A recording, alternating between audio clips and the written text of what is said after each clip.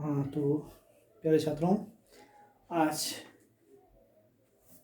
पुनः रसायन विज्ञान 12th क्लास के जो पहला चैप्टर है सॉलिड स्टेट में आपको बता रहा हूँ मैं ठोसों में अपूर्णता या दोष, इम्परफेक्शंस या डिफेक्ट्स इन सॉलिड। क्या होता है, जो सॉलिड होते हैं उसके जो क्रिस्टल होता है, क्रिस्टल में पूर्ण क्रमिक व्यवस्था में कोई भी विचलन ठोस की पूर्णता या दोष कहलाता है।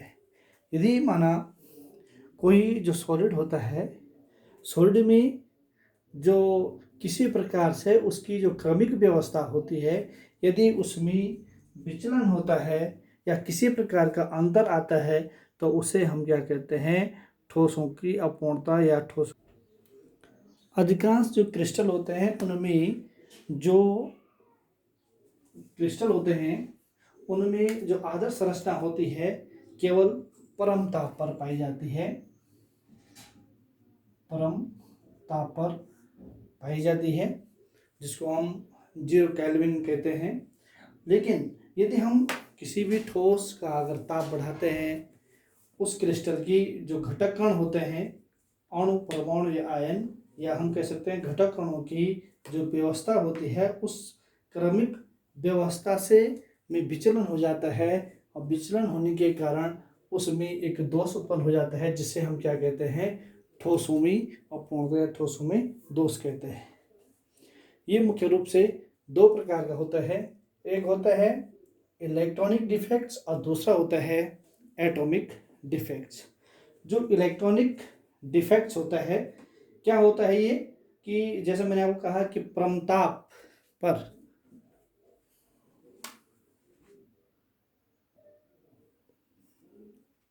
तो परमताप जिसको हम 0 केल्विन कह रहे हैं, इस पे ठोसों में जो पूर्ण जो इसका जो क्रमिक व्यवस्था होती है ये पाई जाती है।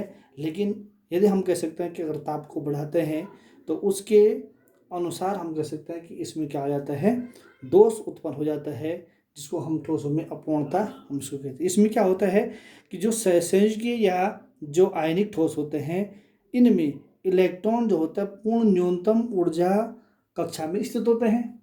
जब हम उसको ताप देते हैं तो ताप के कारण क्या हो जाती है, वो इलेक्ट्रॉन जो होता है उच्च कक्षा में उत्तेजित हो जाता है, उच्च कक्षा में ये चला जाता है, जिस कारण से हम कह सकते हैं कि इसके जो होता है इसमें जो मुक्त इलेक्ट्रॉन होते हैं वो क्रिस्टल में गति करते हैं और मुक्त इलेक्ट्रॉनों के कारण हम कह सकते हैं वहाँ पर एक रिक्तिका बन जाती है, जिसे हम क्या कहते हैं, इलेक्ट्रॉनिक डिफेक्ट्स कहते हैं। ठोस में एक दोष उत्पन्न हो जाता है और इस आधार पे जो फ्री इलेक्ट्रॉन होते हैं, जो इलेक्ट्रॉन घूमते हैं, यहाँ पर जो ये व्यवस्था होती है इसको हम इलेक्ट्रॉन न्यून बंध या एक छिद्र उत्पन्न हो जाता है और ये छिद्र जो होता है विद्युत प्रवाह के लिए क्या होते हैं, उत्तरदायी होते हैं।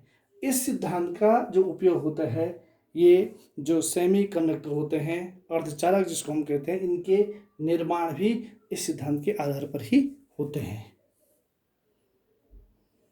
दूसरे होते हैं एटॉमिक डिफेक्ट्स या जिसको हम परमाणुविक दोष कहते हैं।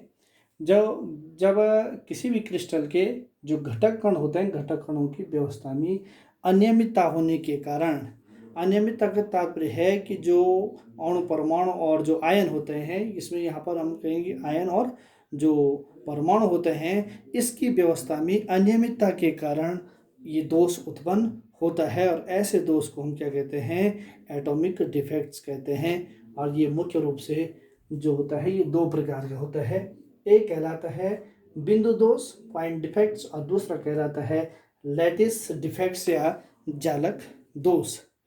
जो बिंदु दोष होता है, पुनः बिंदु दोष का तात्पर्य है कि कोई भी सपोज माना क्रिस्टल है, उस क्रिस्टल में किसी परमाणु या परमाणु समूह के निकट कणों के समान आवर्ती व्यवस्था में विचलन होने के कारण उत्पन्न दोषों को क्या कहते हैं, बिंदु दोष कहते हैं।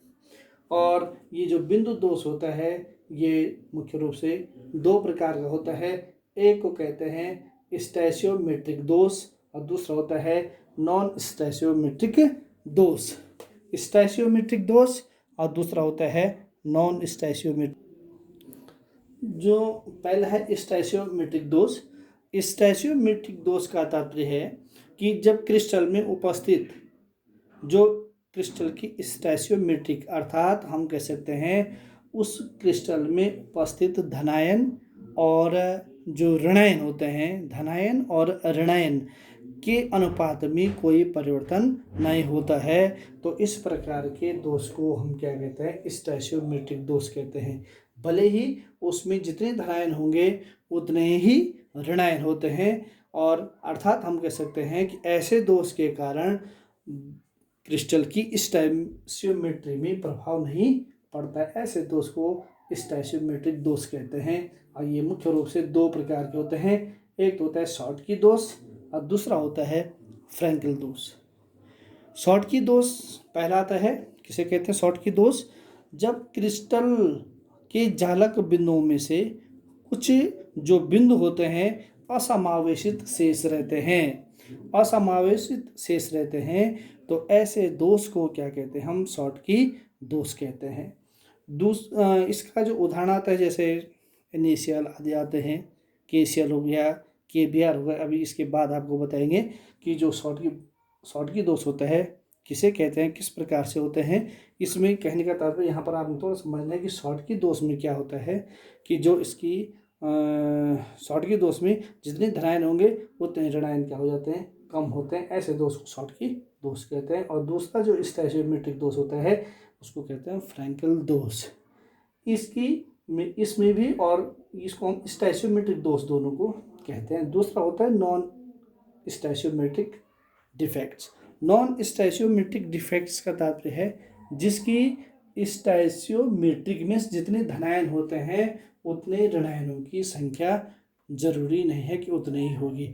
हो सकता है कि धनायनों की संख्या अधिक हो सकता है कि ऋणायनों की संख्या अधिक हो। ऐसे दोष को उसको हम क्या कहते हैं, अस्टैचियोमेट्रिक दोष कहते हैं या नॉन स्टैचियोमेट्रिक डिफेक्ट्स कहते हैं। और ये मुख्य रूप से तीन प्रकार का ये होता है। एक तो होता है ऋणायन रिक्तियों के कारण धातु अधिकता दोष। जो ऋणायन होते हैं, जो क्रिस्टल का जो जालक होता है, यदि उसमें ऋणायन रिक्तियों के कारण धातु अधिकता दोष में धनायन अधिक होंगे और ऋणायनों की संख्या क्या हो जाएगी, कम होती है। या अंतरकाशी धनायन के कारण धातु अधिकता दोष, जो धनायन है उनकी क्या हो रही है, वो अधिक है और ऋणायन क्या है, कम है। या धनायन रिक्तियों के कारण धातु न्यूनता दोष। धनायन रिक्तियों के कारण धातु न्यूनता दोष मीन्स धनायनों की संख्या क्या हो रही है, कम हो रही है। ऐसे दोष को हम क्या कहते हैं, धनायन रिक्तियों के कारण धातु न्यूनता दोष। और इस प्रकार से इसको हम क्या कहते हैं, अस्टैचियोमेट्रिक दोष कहते हैं। अस्टैचियोमेट्रिक दोष का तात्पर्य है कि जितने धनायन हैं उतने ऋणायनों की संख्या नहीं होगी, उसकी स्टैचियोमेट्री में अंतर होगा।